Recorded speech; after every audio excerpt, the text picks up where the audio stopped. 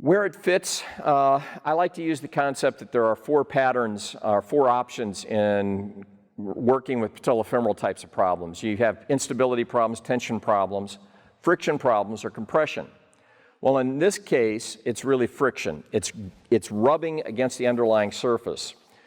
So one of the really nice things has been, we've been able to confirm this very nicely, because when we modify our activities, we either do things above it or we do things below it. We don't do things in that 30-degree window. We try and avoid that area. The funny thing is that a lot of these patients do quite well with an intervention that we alter that pattern. Again, back to the people with weightlifting. If they are weightlifting, what we do is we break that pattern. We have them go from 90 degrees to, say, approximately 40 degrees. And then we may have them work terminal extension, just 10 degrees to full extension. But we stay out of the area where this is being irritated. So avoid loaded, repetitive flexion extension maneuvers.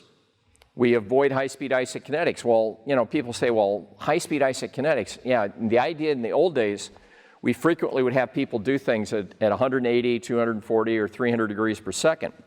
And what we found was that that was a really nice way of lowering the loading to the joint surfaces and having a very short time frame that other structures saw loading. But the problem is with this, every time you went through the range of motion, you were rubbing. So with these patients, it did not work well. So with these folks, we use partial range of motion, and we also would use multiple angle isometrics. So we'd have a person work in different patterns, different positions of the range, holding a known amount of weight for a known length of time. And what that allowed us to do then is to make the exercise progressive. We could have them hold it longer times or increase the amount of weight. And it worked very, very well in that rehabilitation cycle.